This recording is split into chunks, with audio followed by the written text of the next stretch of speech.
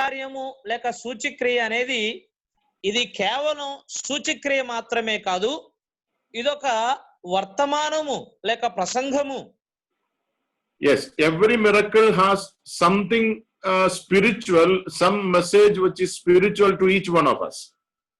ప్రతి ఒక్క సూచక్రియలో కూడా మనందరి కొరకై కొంత ఆత్మీయమైనటువంటి పాఠాలు అందులో దాగి ఉన్నాయి.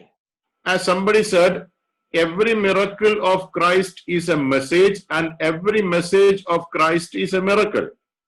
ఒక వ్యక్తి అన్నట్లుగా యేసుక్రీస్తు ప్రభువారు చేసిన ప్రతి సూచక్రియ ఒక వర్తమానము, యేసుక్రీస్తు ప్రభువారి యొక్క ప్రతి వర్తమానము కూడా ఒక సూచక్రియే అన్నాడు. So in this miracle also we learn some of the spiritual lessons.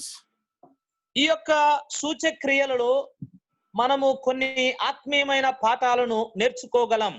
First of all, look at the place where this miracle has happened. మొట్టమొదట ఈ యొక్క సూచక క్రియ ఎక్కడ జరిగిందో ఆ స్థలాన్ని గమనించండి. It is in Bethsaida. బెత్సయిదా అనే స్థలములో. When you read about Bethsaida, we understand that the Lord Jesus did many miracles in this place Bethsaida. బెత్సయిదా స్థలమును గురించి మనం అర్థం చేసుకున్నప్పుడు ప్రభువైన యేసుక్రీస్తు వారు ఈ బెత్సయిదా స్థలములో అనేకమైన సూచక్రియలు చేశాడు. When you come to Matthew chapter 11, మత్తయి సువార్త 11వ అధ్యాయానికి మనం వచ్చినప్పుడు, and then if you read verses 20 and 21, అందులో 20వ వచనాన్ని 21వ వచనాన్ని మనం చదివినప్పుడు, there the Lord Jesus Christ is denouncing the cities where he did many miracles. యేసుక్రీస్తు ప్రభువారు ఎక్కడైతే అనేకమైన సూచక్రియలు చేశాడో ఆ పట్టణాలను ఆయన అక్కడ తెలియచేశాడు. And he is denouncing or saying is pronouncing a curse upon these cities, because even after seeing many miracles from the Lord, they did not repent. యేసుక్రీస్తు ప్రభువారు ఆ పట్టణాలన్నిటిని కూడా శపించడం అక్కడ మనం చూస్తాం. ఎందుకంటే ఆయన జరిగించిన అనేకమైన అద్భుత కార్యాలను సూచక్రియలను ఆ పట్టణస్థులు చూసిన తర్వాత కూడా వారు ఆయన యందు విశ్వాసం ఉంచలేదు. And in verse 21 we read that one of those cities is Bethsaida. 21వ వచనంలో అక్కడ ప్రస్తావించిన పట్టణాల్లో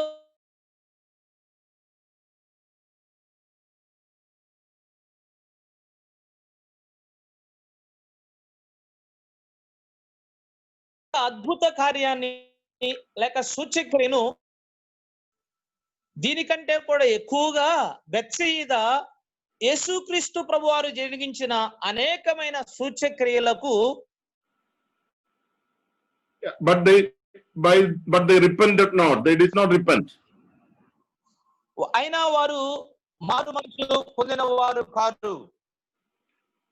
Remember, when you read verse chapter 8 verse 23, 8వ అధ్యాయము 23వ వచనాన్ని మనం చదివినప్పుడు, it is written, the Lord Jesus took this man by the hand and brought him out of the village. యేసుక్రీస్తు ప్రభువారు ఆ గ్రుడ్డివాణ్ణి చేయి పట్టుకొని ఊరి వెలుపలకు తోడుకొని పోయాడు అని వ్రాయబడింది. We do not know why did the Lord Jesus do that. యేసుక్రీస్తు ప్రభువారు ఎందుకు అలాగు చేశాడో మనకి తెలియదు. But given the background of this Bethsaida, I believe that the Lord Jesus intentionally took this blind man out of the village because he never wanted these people to witness another miracle. బెత్సయిదా యొక్క చరిత్ర యేసు ప్రభువారు ఎరిగి ఉన్నాడు కాబట్టి మరలా వారి మధ్య సూచక్రియ చేయడానికి, వారు దాన్ని గ్రహించలేకుండా ఉండడానికి ప్రభువుకి ఇష్టం లేదు. అందుచేత ఆయన ఉద్దేశపూర్వకంగానే ఆ గుడ్డివాణ్ణి ఊరి వెలుపలకు తీసుకొని పోయినట్లుగా మనము గమనించగలం. In other words, they do not deserve it. They are not worthy of it. లేక వేరే మాటల్లో చెప్పాలి అంటే ఆ బెత్సెయిదా పట్టణములో యేసుక్రీస్తు ప్రభువారు సూచక్రియ చేయడానికి వారు యోగ్యులు కారు, లేక తగిన వారు car. Yes, because they have already seen many miracles but never repented. ఎందుకంటే వారు ఇంతకు ముందుగానే అనేకమైన సూచక్రియలు చూశారు, కానీ ఎన్నడూ వారు మారు మనసు పొందలేదు, లేక పశ్చాత్తాప పడలేదు. So there is no use in performing miracles again and again to those people, before those people who have no intention to repent. పశ్చాత్తాప పడడానికి, మారు మనసు పొందడానికి మనసు చూపనటువంటి ఆ ప్రజల మధ్య మరలా మరి యొక్క అద్భుత కార్యాన్ని, సూచక్రియను చేయడానికి ప్రభు ఉపయోగం లేదనుకున్నాడు. Or in other words, it seems as if the Lord has given up this city. లేక వేరే మాటల్లో చెప్పుకోవాలంటే ప్రభువు ఈ పట్టణాన్ని విడిచిపెట్టినట్లుగా మనం గమనించగలం. Yeah, that is what we understand from Matthew chapter 11. The Lord is telling, woe unto you. Then he is directly speaking about the day of judgment.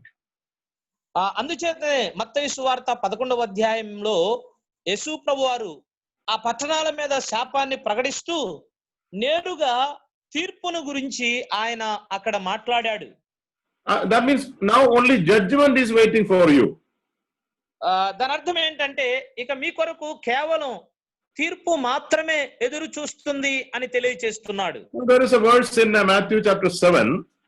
మత్తయి సువార్త 7వ అధ్యాయంలో ఒక వచనం ఉన్నది. And in verse 6, the Lord says, 7వ అధ్యాయం 6వ వచనంలో ప్రభు అంటున్నాడు. Yeah, please read, brother. మత్తయి సువార్త 7వ అధ్యాయం 6వ వచనాన్ని చదువుదాం.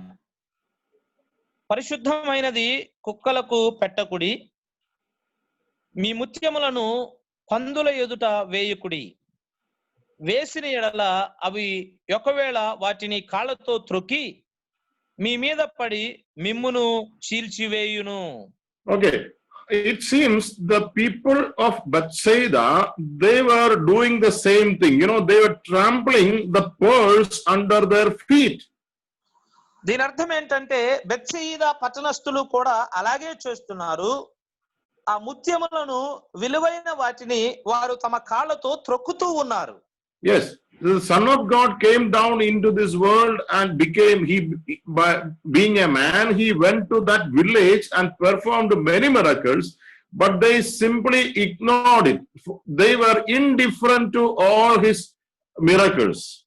దేవుని కుమారుడు యేసుక్రీస్తు ప్రభువారు మానవ రూపములో ఈ భూలోకానికి వచ్చి బెత్సెయిదా పట్టణములో అనేక సూచక్రియలు ఆయన చేసినప్పటికీ వారు దాన్ని గమనించిన వారు కాదు. Yes, we have seen from Matthew chapter 11, it is not that the Lord Jesus did 1 or 2 miracles, but it is written he did many miracles there. మత్తయి సువార్త 11వ అధ్యాయములో మనం చూసాం, యేసుక్రీస్తు ప్రభువారు ఒక సూచక్రియ కాదు, అనేకమైన సూచక్రియలు ఆ స్థలములో ఆయన చేశాడు. Yes, that means they were given many opportunities to repent. దాని అర్థం ఏంటంటే వారు మారు మనస్సు పొందడానికి అనేకమైన అవకాశాలు వారికి ఇవ్వబడ్డాయి. So by taking this man out of the village, in one way it is declaring that now there is no more opportunity for you. ఈ వ్యక్తిని ఆ పట్టణము నుండి బయటకు తోడుకొని పోవుట ద్వారా యేసు ప్రభువారు ఏం తెలియజేస్తున్నారంటే ఇక వారికి ఎటువంటి అవకాశము లేదు. Because you still trample the truth under your feet. ఎందుకంటే ముత్యములను లేక సత్యాన్ని ఇంకా మీరు మీ కాళ్ళ కింద త్రొక్కుతూ ఉన్నారు. And I believe that even after healing this man, we have already read from Mark chapter 8 verse 26. The Lord is saying to this man, do not even enter the village. Mark సువార్త 8వ అధ్యాయం 26వ వచనంలో మనం చదివినట్లుగా యేసు ప్రభువారు ఆ గుడ్డివాణ్ణి స్వస్థపరిచిన తర్వాత కూడా ఊరిలోనికి వెళ్లకుండా నేరుగా ఇంటికి వెళ్ళమని చెప్తూ ఉన్నాడు. It is a very strange thing. ఇది నిజంగా చాలా ఆశ్చర్యాన్ని కలిగించే సంగతి. Why should the Lord prevent this man from entering the city or a village? పట్టణములోనికి ప్రవేశించకుండా ఎందుకు ప్రభువు ఈ వ్యక్తిని అడ్డగిస్తూ ఉన్నాడు? Yeah, in one word, the Lord never wanted this village people to see the miracles, and the Lord never wanted these people to listen or hear again something from even this man. ఎందుకంటే ఆ పట్టణస్థులు ఒక సూచక్రియ చూడడానికి కానీ మరలా ఒక సూచక్రియ గురించి వినడానికి కానీ ప్రభువు ఆయన ఎన్నడూ అలాగూ ఇష్టపడిన వాడు కాదు. It means they became unworthy. They don't deserve to hear it anymore. దాని అర్థం ఏంటంటే వారు అయోగ్యులయ్యారు.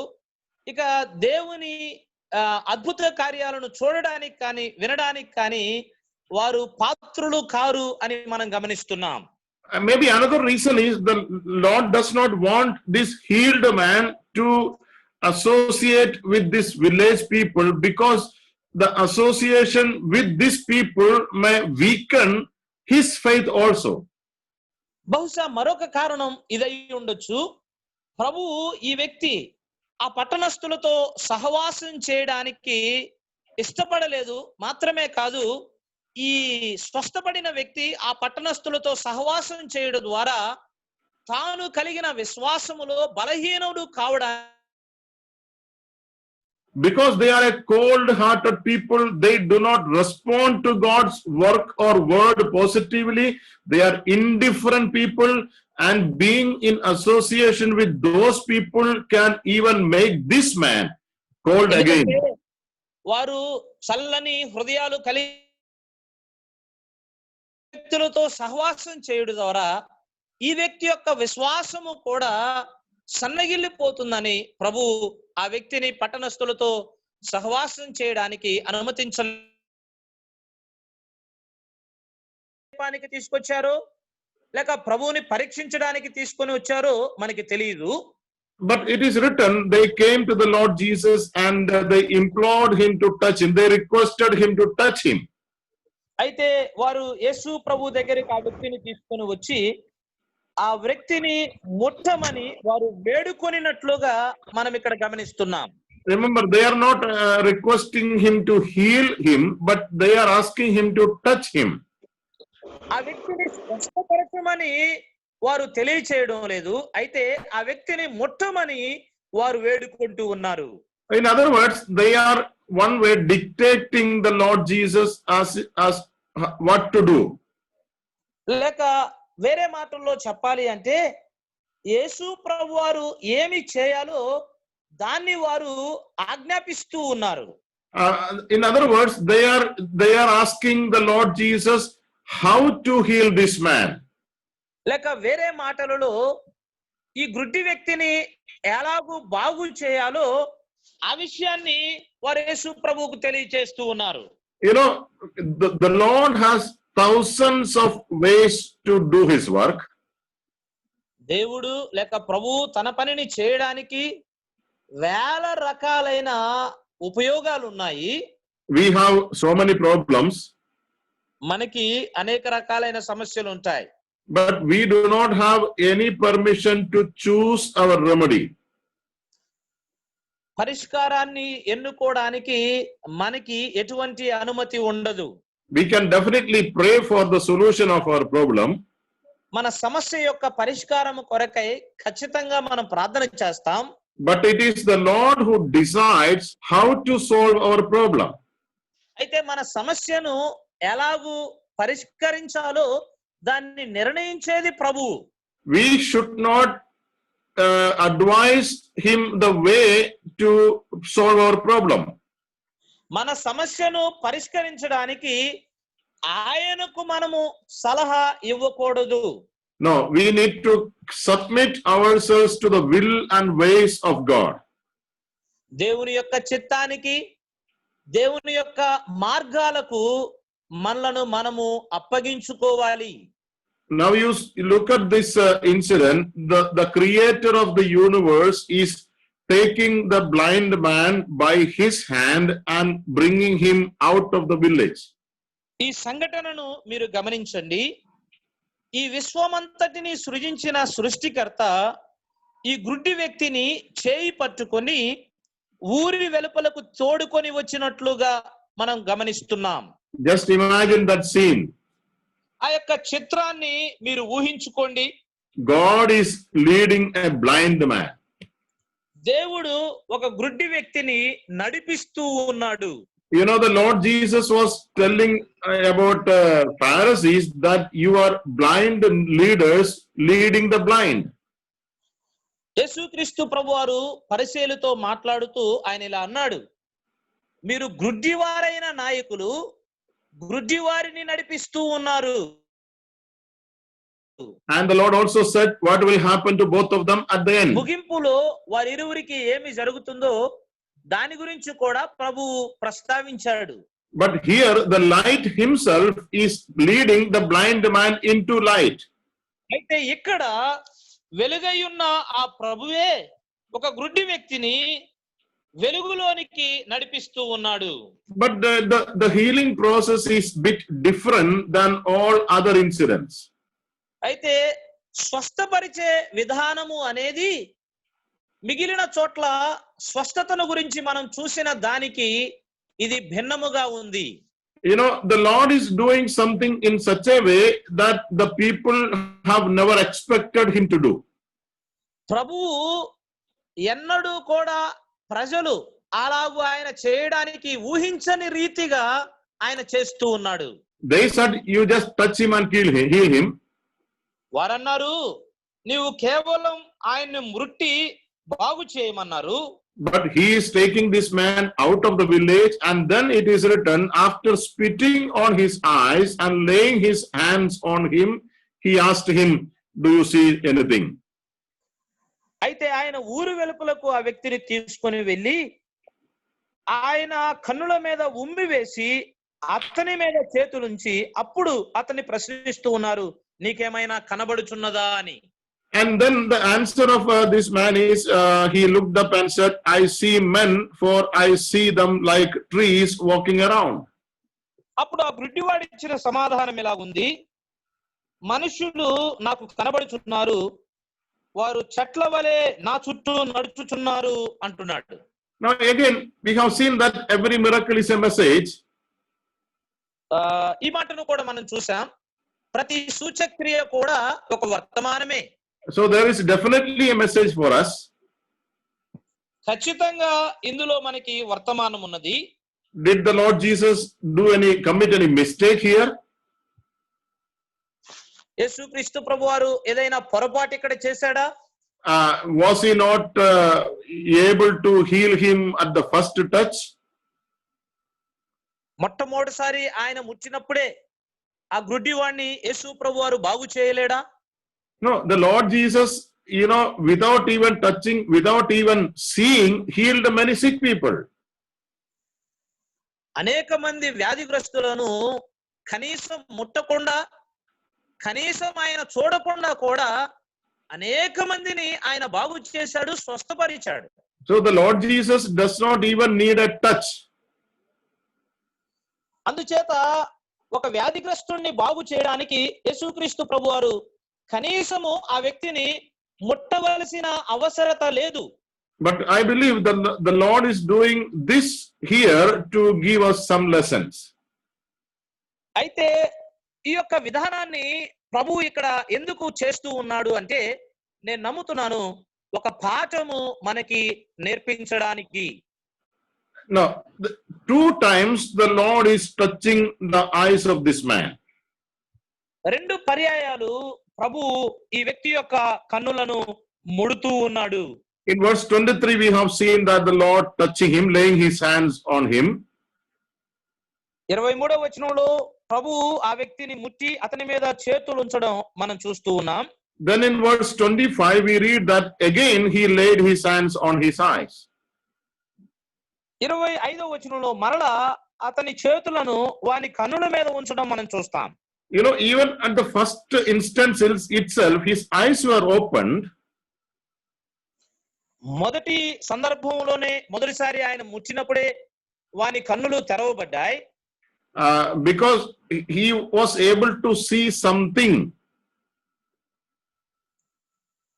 ఎందుకంటే అతడు మొత్తానికి ఏదో ఒక విషయాన్ని చూడగలుగుతున్నాడు. He was a blind man, but at the first touch, his blindness is gone. That means his eyes are opened.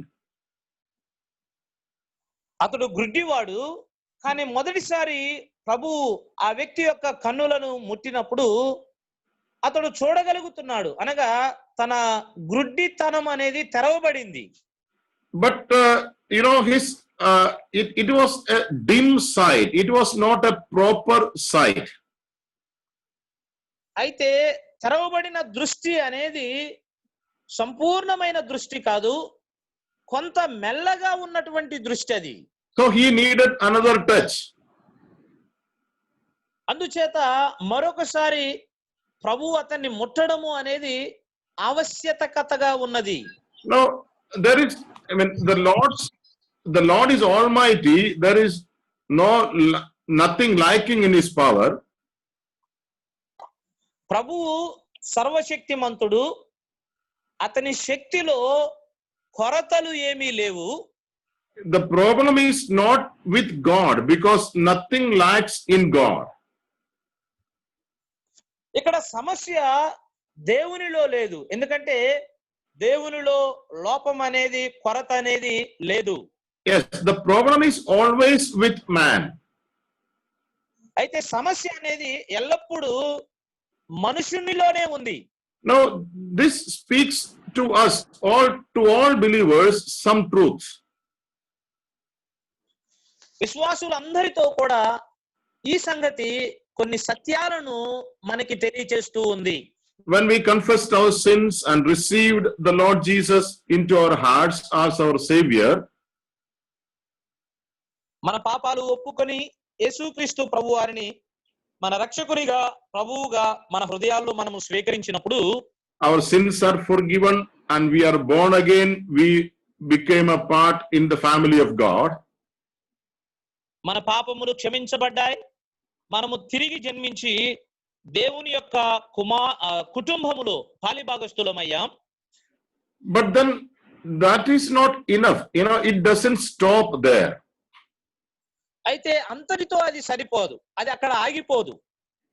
Yes, in salvation our eyes are opened. రక్షణలో మన కన్నులు అనేవి తెరవబడ్డాయి. But when we read Ephesians chapter 1, Paul is writing to these believers.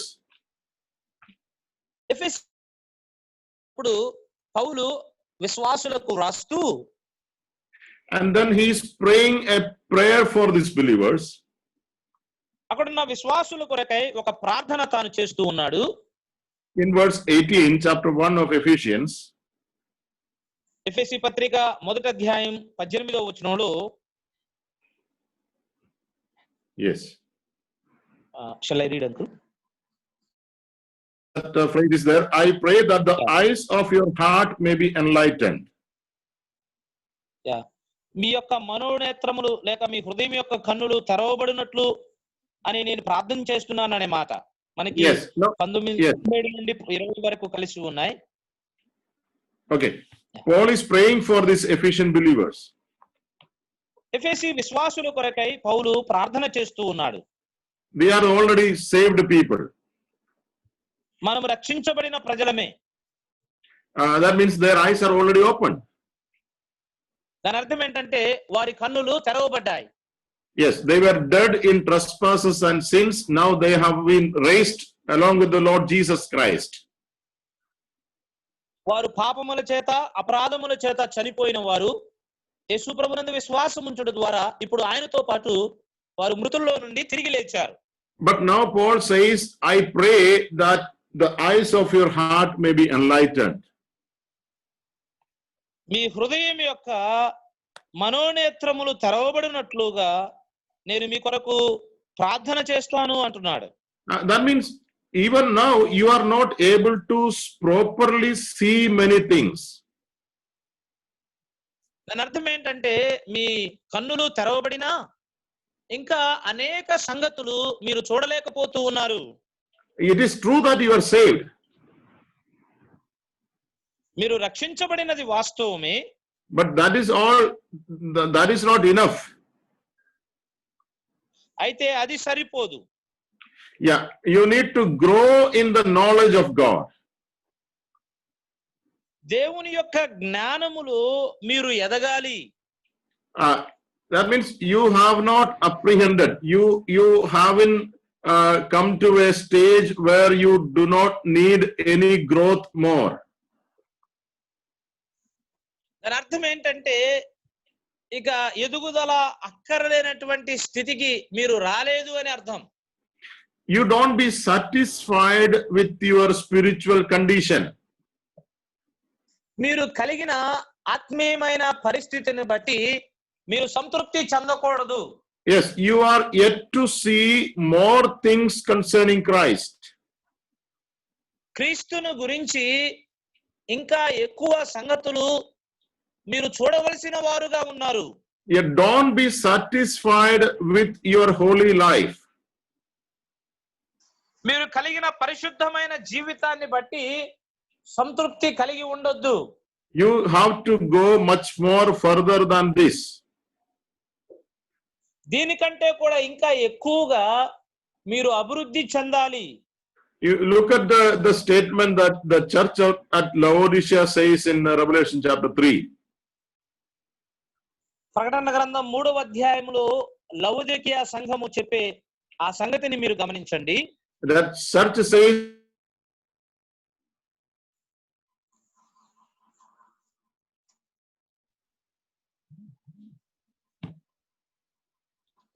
Uncle, I could not hear you. Yeah.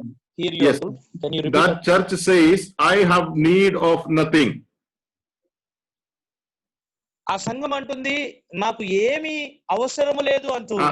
That means there is no more place to grow. I am full. I am fully grown. దాని అర్థం ఏంటంటే ఇక నేను ఎదగడానికి స్థలము లేదు, నేను సంపూర్ణంగా ఎదిగి ఉన్నాను అని అంటూ ఉంది. No, Apostle Paul says in Philippians chapter 3, I do not say that I have apprehended, but I believe that I have, yet to go further. అపోస్తలుడైన పౌలు ఫిలిప్పీ పత్రిక 3వ అధ్యాయంలో అంటాడు, నేను ఇంతటితో సంతృప్తి చెందను, ఇంకా క్రీస్తులో నేను ఇంకా అభివృద్ధి చెందాలి, నేను ఇంకా ఎదగాలి అంటాడు. In salvation, our sins are forgiven. రక్షించబడినప్పుడు మన పాపములు క్షమించబడ్డాయి. That means we have been born again into the family of God. దాని అర్థం ఏంటంటే దేవుని యొక్క కుటుంబంలో మనము తిరిగి జన్మించాం. But there is a process. Process is of growth. Birth is one thing, but growth is entirely a different thing. అయితే ఇక్కడ మరొక క్రమము కూడా ఉన్నది. అదేంటంటే పుట్టుక అనేది అది కేవలం ఒక సంగతి. పుట్టిన తర్వాత ఆ వ్యక్తి ఎదగవలసిన వాడుగా, అభివృద్ధి చెందవలసిన వాడుగా ఉన్నాడు. Or in other words, justification happens in a moment, but sanctification is a lifelong process. లేక వేరే మాటల్లో దీన్ని మనం చెప్పుకోవాలి అంటే నీతిమంతులుగా తీర్చబడము అనేది ఒక్కసారి జరిగేది, కానీ పరిశుద్ధపరచడము అనేది జీవిత కాలము జరిగేది. That means in one touch our eyes are opened and we have received salvation. We have been redeemed from the clutches of Satan and we have become members of family. But there is another touch, or it should be a continuous process. We should be growing. Our eyesight should be increasingly, it should be increasing every day. దాని అర్థం ఏంటంటే మొట్టమొదటిసారి ఆయన మనలను ముట్టినప్పుడు మన పాపములు క్షమించబడ్డాయి, అపవాది యొక్క శక్తుల నుండి మనం విడిపించబడ్డాం. అయితే రెండవసారి కూడా ఆయన ముడుతూ ఉన్నాడు, అనగా మనం ఇంకా ఆత్మీయ జీవితంలో ఎదగాలి, అభివృద్ధి చెందాలి. ఈ ఎదగడము అనేది కొనసాగాలి అని మనము గమనిస్తూ ఉన్నాం. You look at this person, how does he sees things? ఈ వ్యక్తిని మీరు గమనించండి. ఈ వ్యక్తి సంగతులను ఎలాగూ చూస్తూ ఉన్నాడు? His reply is, I see men, for I see them like trees walking around. అతను ఏమని బదులిస్తున్నాడంటే, మనుషులు నాకు కనబడుచున్నారు, వారు చెట్ల వలె నడుచుచున్నట్లుగా కనబడుచున్నారు అంటాడు. it is an improper, incorrect view. దాని అర్థం ఏంటంటే అది సరైన దృష్టి కాదు, సరిగా అతడు చూడలేకపోతూ ఉన్నాడు. Yes, the way he sees things is not a proper way. తను ఏ విధానములైతే దృష్టితో చూస్తున్నాడో ఆ విధానము, ఆ దృష్టి సరైనది కాదు. You know, he sees people like trees. ప్రజలు చెట్ల వలె కనబడడం అతడు చూస్తున్నాడు. That means he should not see people like trees. That is a very bad view. దాని అర్థం ఏంటంటే అతడు మనుషులను చెట్టలాగా చూడకూడదు, అంటే అతని దృష్టి చెడ్డ దృష్టి, సరిగా కనబడడం లేదు. You know, sometimes it can happen with us also. కొన్నిసార్లు మన జీవితాల్లో కూడా ఇలాగ జరగవచ్చు. You know, we perceive, understand sometimes some things more, you know, in an exaggerating way. కొన్నిసార్లు మనం కూడా కొంచెం ఆశ్చర్యం కలిగించినట్లుగా లేక ఉద్దేశంతో సంగతులు మనం అర్థం చేసుకుంటాం. Yeah, we see sometimes some things more magnified than it really is. కొన్నిసార్లు కొన్ని సంగతులు మనం చూసినప్పుడు వాస్తవానికి అది కనబడుతున్న దానికంటే కూడా ఎక్కువ విలువ కలిగిన దానిగా, ఎక్కువ ప్రత్యక్షత కలిగిన దానిగా దాన్ని మనం చూస్తాం. You know, sometimes we can have this perception even about ourselves. కొన్ని పర్యాయాలు మన గురించి కూడా మనము ఇలాంటి అవగాహన కలిగి ఉంటాం. We sometimes think about ourselves as are greater, bigger than what we really are. కొన్నిసార్లు మన గురించి మనము ఆలోచన చేసినప్పుడు, మన గురించి మనము గమనించినప్పుడు మనము వాస్తవానికి ఏమై ఉన్నామో దానికంటే గొప్పవారుగా మనం భావిస్తాం. You know, that was the problem with the Pharisees in the time of Jesus. యేసుక్రీస్తు ప్రభువారు భూమి మీద ఉండగా పరిసయ్యుల యొక్క సమస్య ఇదే. You know, they were looking at themselves as trees, big things.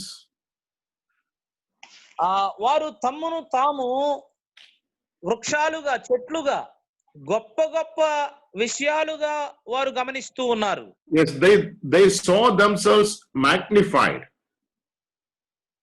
తమ్మును తాము వారు హెచ్చింపబడిన వారుగా, ఘనత కలిగిన వారుగా వారు గమనిస్తున్నారు. That is a wrong, or that is not a proper sight. అది సరైన దృష్టి కాదు, అది సరిగా చూడడం కాదు. I'll read a verse from Galatians chapter 6. గలతీ పత్రిక 6వ అధ్యాయం నుండి ఒక వచనాన్ని నేను చదువుతాను. And verse 3. వచనం 3. 6వ అధ్యాయం వచనం 3. Yeah. ఎవడైనను వట్టివాడై ఉండి తాను ఎన్నికైన వాడనని ఎంచుకొనిన ఎడల తన్ను తానే మోసపరచుకొనుచు. Yeah, this is the wrong sight. This is the improper sight. ఇది సరికాని దృష్టి, ఇది చెడ్డ దృష్టి. You know, actually he is not. వాస్తవానికి వాడు వచ్చివాడే, అయితే తాను ఏదో కొంత ఎన్నికైన. So where is the problem? సమస్య See, ఇప్పుడు problem is in our perspective, the way we look things. There is the problem. సమస్య మనలోనే ఉంది, సంగతులను మనము చూచే విధానములోనే ఉంది. Look at the example the Lord Jesus spoke in Luke chapter 18 about two people going to the temple to pray. లూకా సువార్త 18వ అధ్యాయంలో యేసు ప్రభువారు చెప్పిన ఆ సంఘటనను గమనించండి. ఇద్దరు వ్యక్తులు దేవాలయములో ప్రార్థన చేయడానికి వెళ్ళారు. You know, two people in the same place at the same time.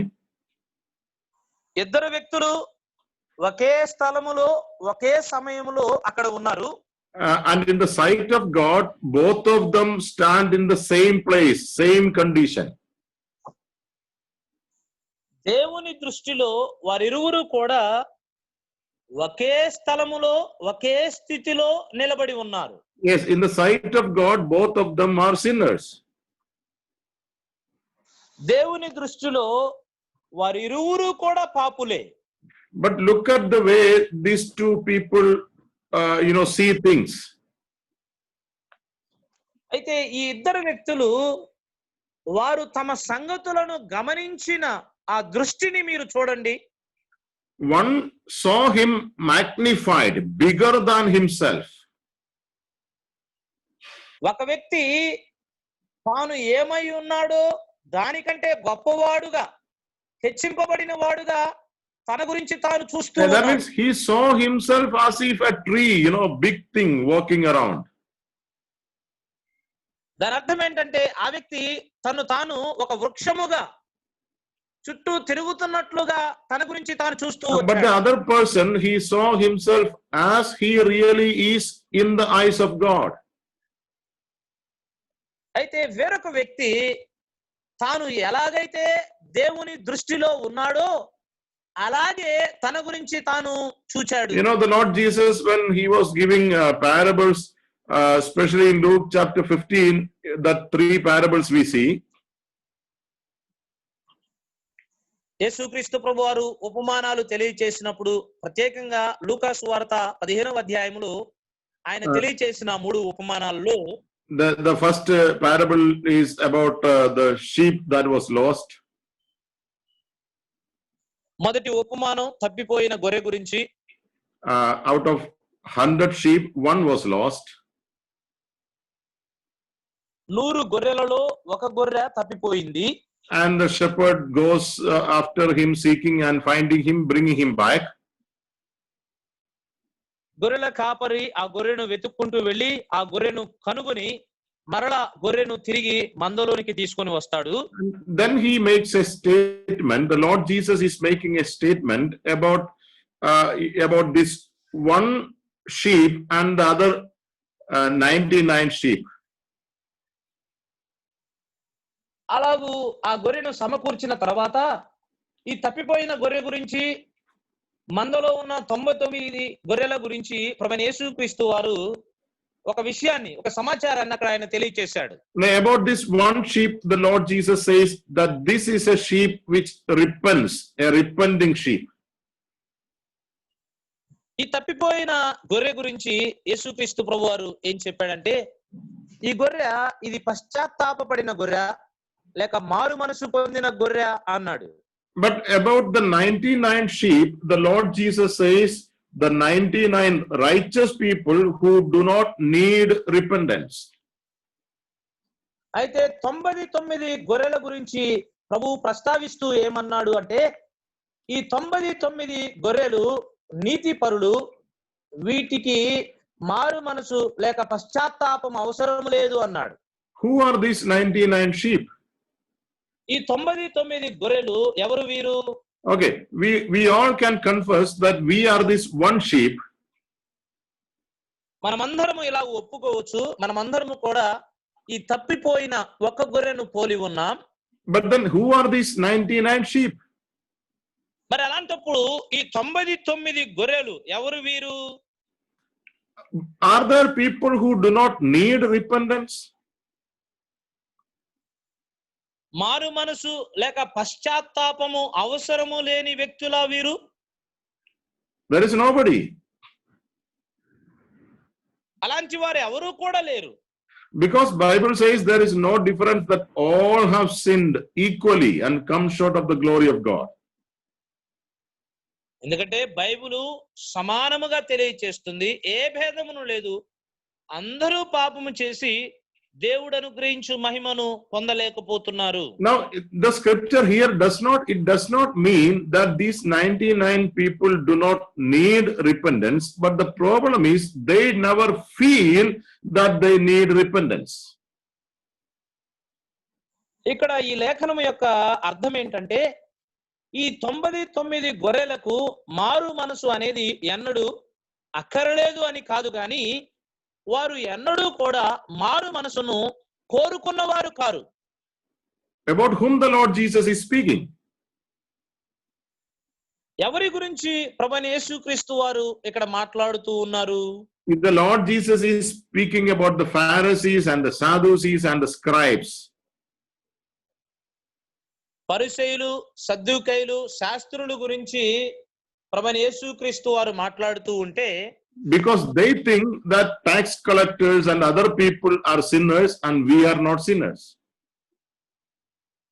ఎందుకంటే ఆ మూడు రకాలైన సమూహాల వారు ఏమనుకుంటున్నారంటే, ఈ పన్ను వసూలు చేసేవారు, సుంకపు గుత్తుదారులే పాపము చేసేవారు, మనము పాపులము కాదు అని వారు అనుకుంటున్నారు. That means they have a very high esteem about themselves. దాని అర్థం ఏంటంటే, తమను గురించి తాము గొప్పవారుగా వారు ఊహించుకుంటూ ఉన్నారు. That means their eyesight is not good. దాని అర్థం ఏంటంటే, వారి యొక్క కన్నుల దృష్టి అనేది మంచిది కాదు. That means whenever I become great in my own eyes, it means I do not have a proper eyesight. నా కన్నులలో నేను అనేది ఎప్పుడైతే గొప్పదిగా ఉంటుందో దాని అర్థం నా కన్నుల యొక్క దృష్టి సరిగా లేదు అని గ్రహించాలి. Yes, the proper eyesight is to see me as I am. సరైన కను దృష్టి అంటే ఏంటంటే, నేను ఎలాగూ ఉన్నానో అలాగే నన్ను నేను నా కన్నులతో చూడగలగడం. Look at what Paul says in Romans chapter 12. పౌలు రోమాపత్రిక 12వ అధ్యాయములో ఏమంటున్నాడో గమనించండి. In verse 3, వచనం 3లో, yeah, 12వ అధ్యాయం వచనం 3, తను తాను ఎంచుకొనదగిన దానికంటే ఎక్కువగా ఎంచుకొనక దేవుడు ఒక్కనికి విభజించి ఇచ్చిన విశ్వాస పరిమాణ ప్రకారము తాను స్వస్థ బుద్ధి గలవారగుటకై తగున రీతిగా తను ఎంచుకొనవలనని నాకు అనుగ్రహింపబడిన కృపను బట్టి మీలోనున్న ప్రతి వానితోనూ చెప్పుచున్నాను. Yes, just one thing. Do not think more highly of himself than he ought to think. తను తాను ఎంచుకొనదగిన దానికంటే ఎక్కువగా ఎంచుకొనకూడదు అంటాడు. You know, when I think of myself highly than I ought to think, I become puffed up. I become, proud. నేను ఎంచుకొన తగిన దానికంటే ఎక్కువగా నేను ఎంచుకుంటే అప్పుడు నేను గర్విష్ఠుడను అవుతాను, నేను ఉప్పొంగుతాను. We become proud because our eyesight is not proper. I am not able to see myself as I ought to see. మనము గర్విష్ఠులం అవుతాం, ఉప్పొంగుతాం. ఎందుకంటే నన్ను నేను ఎలాగూ చూచుకోవాలో అలాగూ నేను చూడలేకపోతూ ఉన్నాను. And not only that, if I do not have a proper eyesight, I even will see sometimes the problem more bigger than it really is. కొన్నిసార్లు నేను చూడవలసిన రీతిలో చూడకపోతే సమస్యను ఇంకెక్కువ సమస్యగా, మరి ఎక్కువైన దానిగా నేను చూస్తాను. So in one way, on one side, it makes me puffed up, or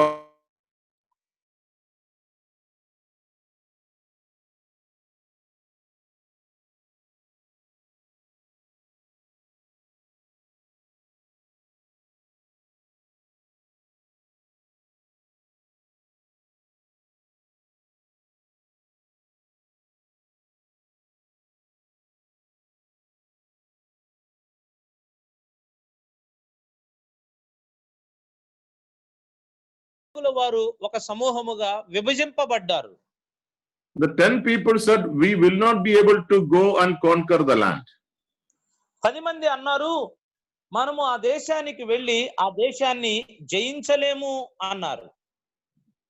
And because they said the Anakites there are giants. ఎందుకంటే అక్కడ గొప్ప బలశూరులు యోధులు ఉన్నారు అని తెలియచేశారు. And then they said, we are just like grasshoppers before them. అయితే వారి ఎదుట మనము కేవలం ఒక గజ్జి పురుగుల్లాగా మిడతల్లాగా ఉన్నామని తెలియచేశారు. But the other two people said, అయితే మిగిలిన ఇరువురు అన్నారు, that God is with us and God will make them pray to us. They will be like grass.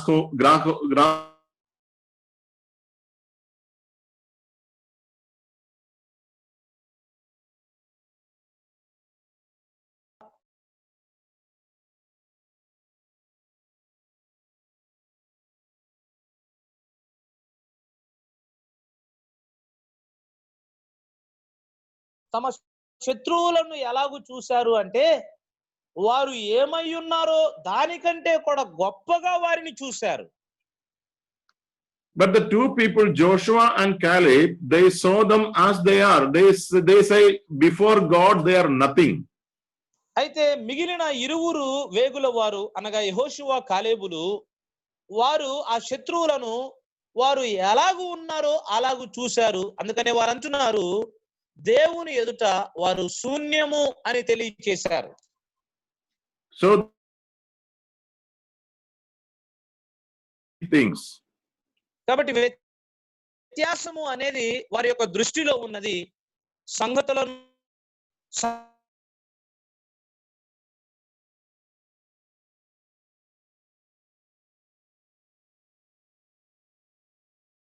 వేరు వేరు స్వభావాలు లేక ఒకరి సంభాషణకు వ్యతిరేకత అక్కడ అవసరం లేదు.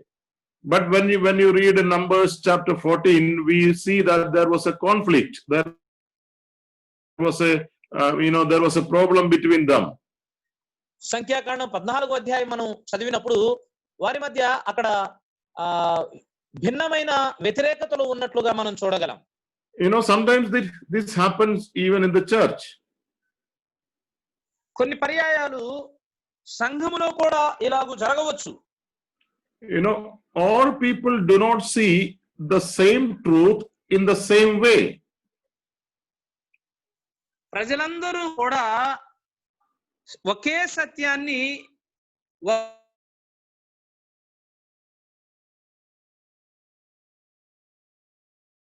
then there is confrontation.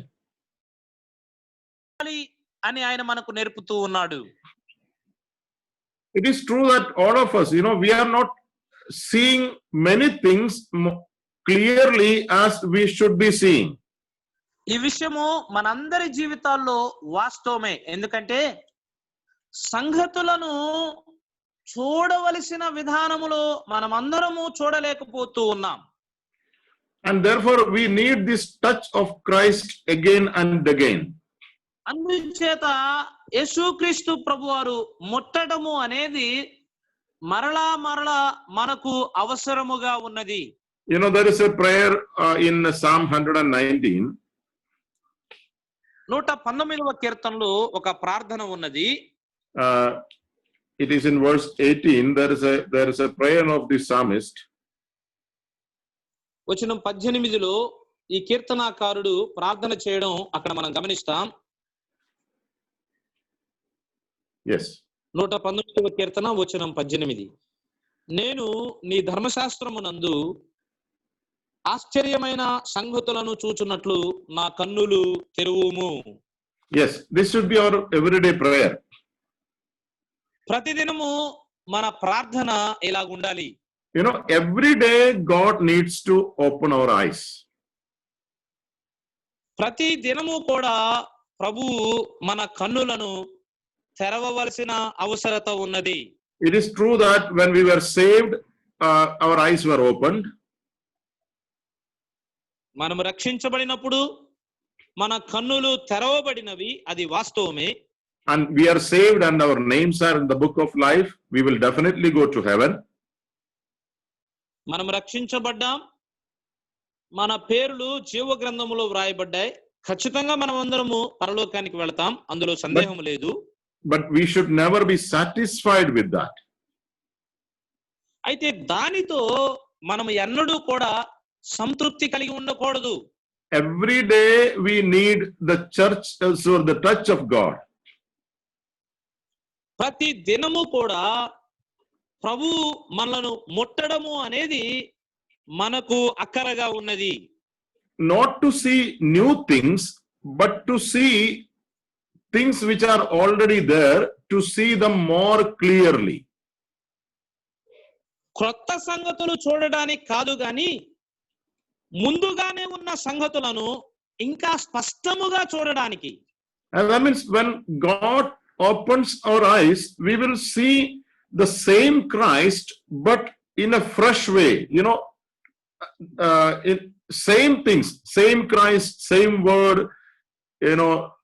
but we see them more clearly. దాని అర్థం ఏంటంటే ప్రభువు మనలను ముట్టినప్పుడు మనము చూచే క్రీస్తు ప్రభువారు ఆయన ఏకరీతిగా ఉంటాడు. మనము చూచే దేవుని వాక్యము కూడా ఒకే వాక్యం, అందులో మార్పులు లేవు. కానీ ప్రభువు మనల్ని ముట్టినప్పుడు ఆ ప్రభు యొక్క వాక్యాన్ని మనం చూచినప్పుడు ఇంకా తాజాగా, ఇంకా స్పష్టముగా మనము చూడగలుగుతాం. But then we need to have an appetite, eagerness for it. అలాంటప్పుడు దాని కొరకై మనము ఏకాగ్రత, లేకపోతే దాని కొరకై తృష్ణ గుణి ఉండాలి. Whenever we read the Bible, let us have this prayer: God, let me see the truth more clearly and more clearly.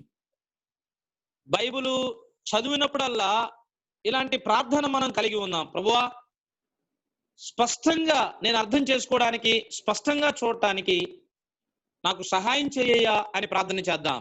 But if anybody thinks that I know everything, there is no need of learning more, then that means he thinks that he is complete and nothing more to learn. ఒకవేళ ఇంకెవరైనా నాకు అన్నీ తెలుసు అనే భావన కలిగి ఉన్నాడు అంటే ఇక అతనికి ఇంకా నేర్చుకోవాలని, ఎదగాలని ఆశ లేదు అని మనకు అర్థమవుతుంది. Yes, we need to confess that many things that we see today can be seen more clearly if the Lord opens our eyes. ఒక విషయాన్ని స్పష్టంగా మనం అర్థం చేసుకోవాలి. ఈ దినాన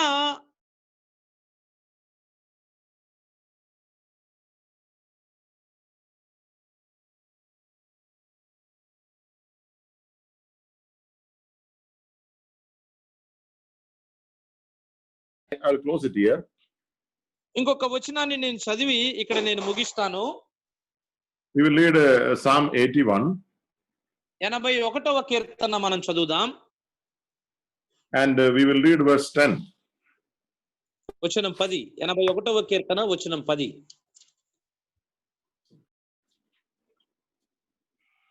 ఐగుప్తీయుల దేశంలో నుండి నిన్ను రప్పించిన నీ దేవుడగు యెహోవాను నేనే.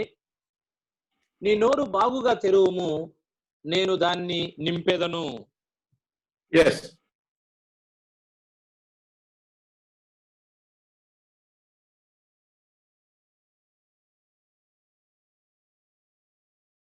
That means the more hungry you are, the more you will receive. ఎంత ఆకలి నీవు కొని ఉంటావో అంత ఎక్కువగా నీవు పొందుతావు. Yeah, the provision is there. There is no మీద ఆధారపడి ఉంది. See, open wide means you should have an appetite. You may have seen, the birds, the mother birds going to the little birds with the food, and these little birds many times open their mouth wide. నోరు బాగుగా తెరవడం అంటే మీరు ఈ సంఘటన చూచి ఉంటారు. తల్లి పక్షి తన నోటిలో తన బిడ్డలకు ఆహారం ఇవ్వడానికి ఆహారాన్ని తీసుకుని వెళుతుంది. ఆహారాన్ని స్వీకరించడానికి పిల్ల పక్షి తన నోరును బాగా తెరుస్తుంది. Yeah, that means the deep need, the sense of need, they are very much hungry. Their hunger is making them to open their mouth wide.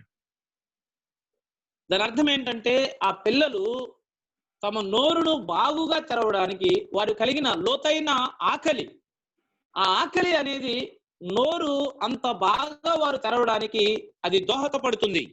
That means it depends on you. How much you can receive depends on you. God is ready to give how much ever you can receive.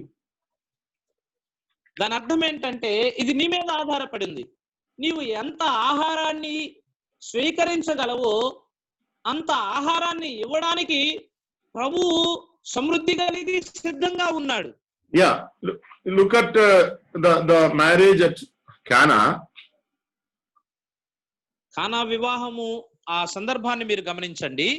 And there were 6 pots of stone, or yeah, అక్కడ ఆరు రాతి బాణలు ఉన్నాయి. only 6. కేవలం Yes. 6 మాత్రమే అక్కడ ఉన్నాయి. Suppose they had 12 pots. ఒకవేళ 12 రాతి బాణలు ఒకవేళ వారి దగ్గర ఉండుంటే The Lord would have filled those 12 water pots, but they only had 6.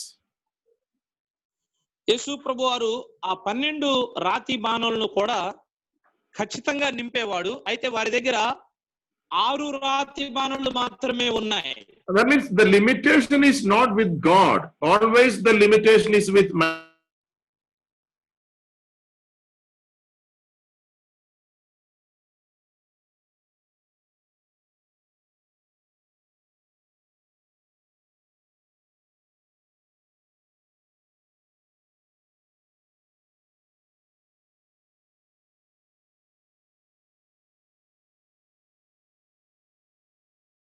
పడి ఉంది. The Lord is asking these servants to fill these water pots, and it is written they have.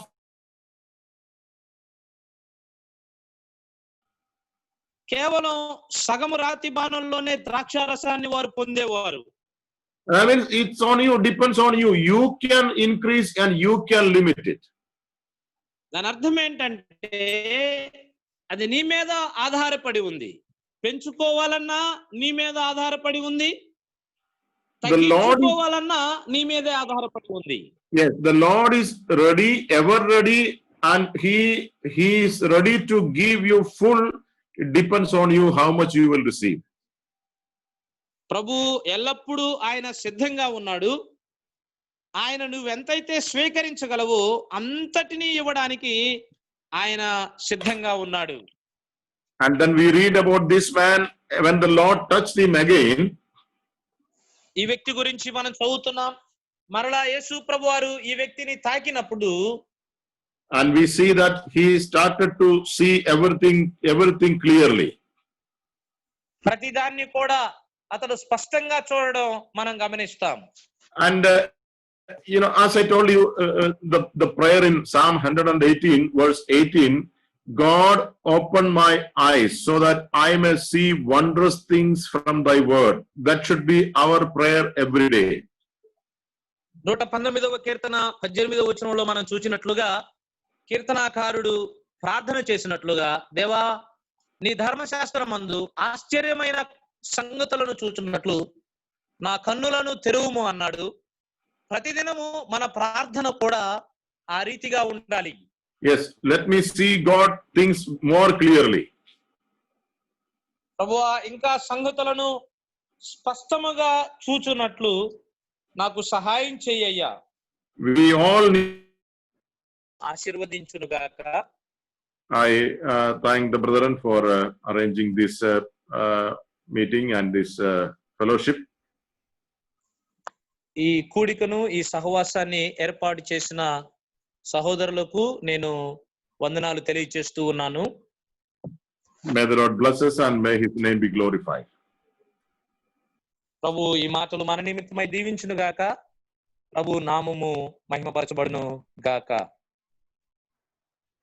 మంచి ప్రియులారా, శ్రేష్టమైన సందేశం అందించిన అజయ్ మాథ్యూ అంకుల్ గారికి హృదయపూర్వక వందనాలు తెలియజేస్తూ ఉన్నాం.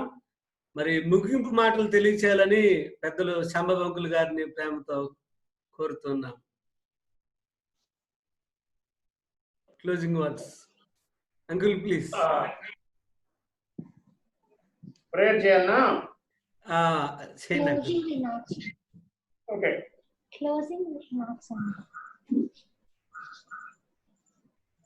స్తోత్రార్హుడైన మా ప్రియ ప్రభువా, ఈ సాయంకాలం ఏర్పాటు చేయబడిన జూమ్ మీటింగ్ ను బట్టి మీకు స్తోత్రములు. గుమ్మనంపాడు స్థానిక సంఘాన్ని కనెక్ట్ అయిన వారందరిని బట్టి మీకు వందనాలు. ఈ దాసులు అజయ్ మాథ్యూ గారిని చక్కగా మీరు ఉపయోగించారు. అనువాదంలో జస్వంత్ మీరు చక్కగా వాడుకున్నారు. మా ప్రభువా, మేము ఎంచుకోదగిన దానికన్నా ఎక్కువగా ఎంచుకోకుండా సరైన దృష్టి, సరైన కోణం, సరైన దృక్పథాన్ని మాకు ఇవ్వండి. ఆత్మీయమైన జీవితంలో ఆశ్చర్యమైన సంగతులు మేము చూడగలిగినట్లు ఇంకను దినదినము మా నేత్రాలు తెరచి సరైన మార్గములో మిమ్మల్ని గ్రహించగలుగుటకు మాకు కృపను చూపించమని మా ప్రభు అయిన క్రీస్తు యేసు నామమున స్తుతించి వేడుకొనుచున్నాం తండ్రి. ఆమేన్. ఆమేన్. ముగింపు మాటలు కూడా 2 మాటలు అంకుల్ చెప్పాలని. Uncle please. ముగింపు మాట. దేవుని వాక్యం కన్నా విశేషమైన మాటలు ఏమి లేవు. మా కొరకు కూడా మీరు ప్రార్థన చేస్తున్నందుకు మీ అందరికీ మేము కృతజ్ఞులమై ఉన్నాం. మీలో ఇప్పటికే చాలా మందికి తెలిసి ఉంటుంది.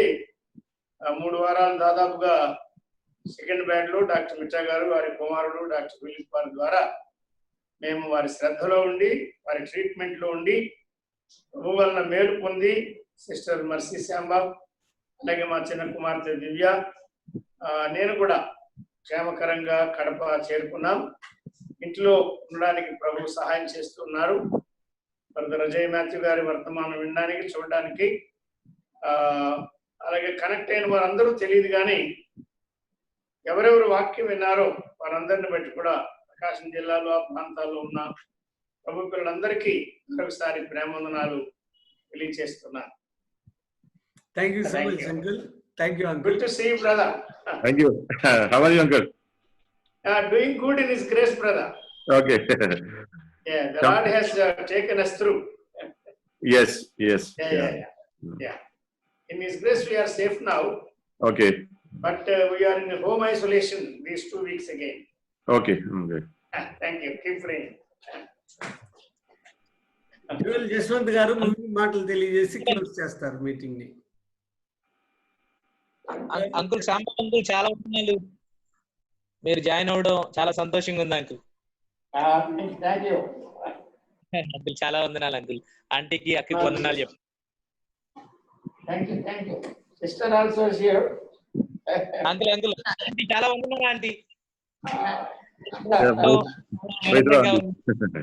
Good to see all of you. Yeah. Yes. Thank you, brother. Okay, brother. Thank you.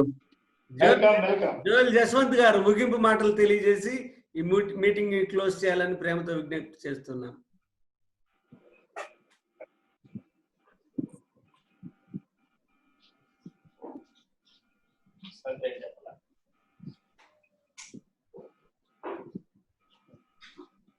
మంచిది ప్రియులారా, మన ఆహ్వానాన్ని మన్నించి మనకి వాక్యం అందించిన అజయ్ మాథ్యూ అన్నగారికి హృదయపూర్వక వందనాలు తెలియజేస్తూ ఉన్నాం.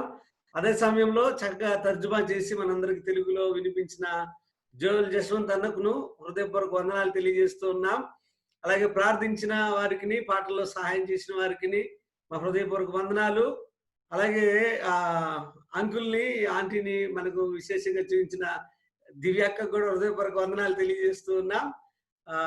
అంకుల్ అజయ్ మాథ్యూ అన్న, we are very glad to see you and happy to hear from you, Anna. Please continue to accept our request whenever we ask you to deliver us a message, Anna. Please. Thank Yes, you. brother. God willing, yes. It's a Thank you. pleasure to have you, Anna. Thank you so much, Anna. Thank you, brother. Thank you. Thank you so much. పిల్లరా, ఈ meeting ఎంతతో close చేస్తూ ఉన్నాం. అందరికీ హృదయపూర్వక వందనాలు తెలియజేస్తూ ఉన్నాం.